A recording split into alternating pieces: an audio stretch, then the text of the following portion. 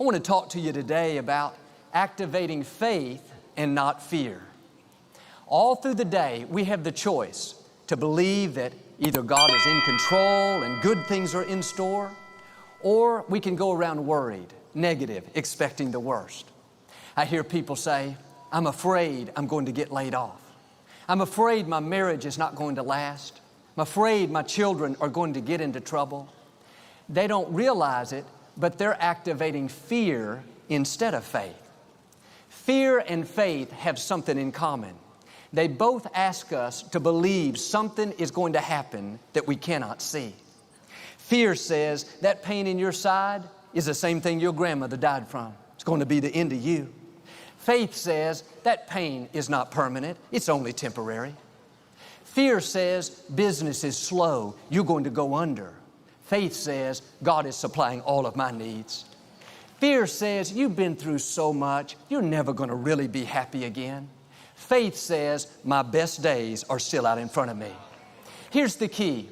Whatever you meditate on is what's going to take root.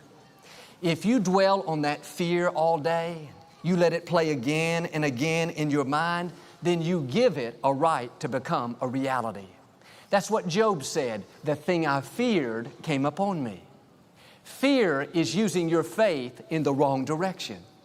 Your faith will work in the negative just as well as it will the positive.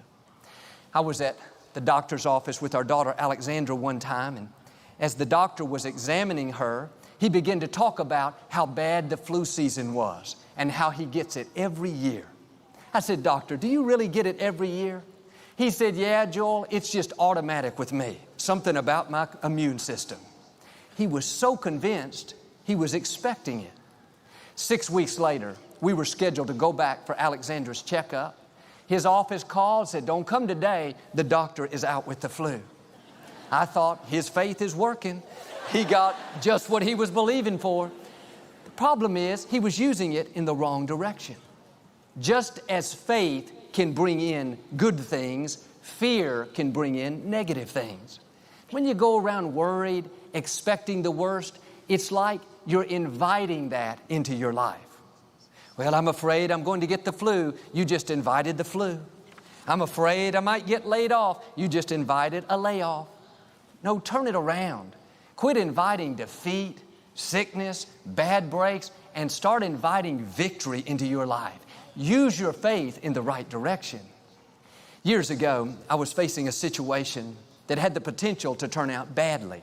It had gone on for months and months. And every morning when I woke up, the first thought that came to my mind is it's not going to work out. It's going to cause you all kinds of heartache and pain. That's the way fear is. It will try to dominate your thought life.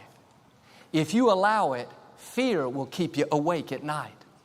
I was so tempted to be worried and stressed out.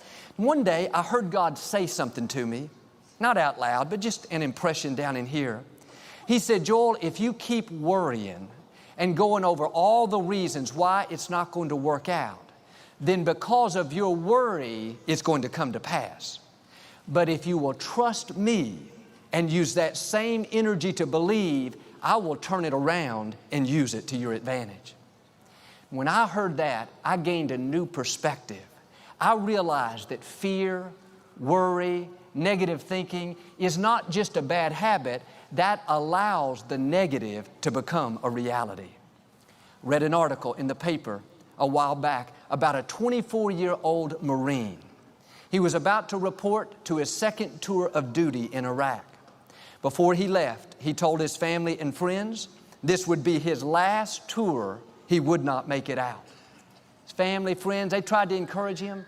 Don't say that. Yes, you're going to make it out. He said, no, I feel it so strongly. This is going to be the end. Before he left, he wrote farewell letters to his wife and 2 children, telling them goodbye. He was not only convinced in his thinking, but he acted on that fear. 3 months later, while he was on a mission, just like he thought, he hit a landmine and lost his life. The thing he feared came upon him. But I wonder what would have happened if he would have replaced that fear with faith. What if he'd have gone around saying, Father, thank you that no weapon formed against me will prosper. Lord, you promised your angels would watch over me and keep me from dashing my foot against a stone. I don't know, maybe He would still be here. But I know this, when you agree with fear, you are giving what you're fearing the right to come to pass. The Scripture talks about how when any two of us agree, it shall be done. That's a promise that when we stand in faith with another believer, God will do what He said. Well, I believe that principle is true even in the negative. When the enemy puts a thought in your mind, if you agree, then your agreement is what gives it the power to come to pass. But if you don't agree, you turn it around. The thought says, your children are going to get into trouble. No, I don't agree. My children will be mighty in the land. My children will fulfill their destiny. You just stop that fear from coming to pass. The thought says, you better not go out today. You're going to have an accident. No, I don't agree.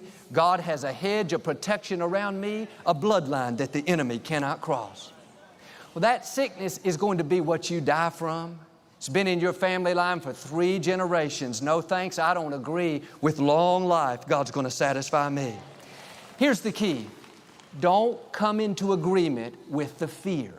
If you don't agree, the only way it can come to pass is if God gives it the permission. And if God does, you can rest assured it's not going to work against you, it's going to work for you.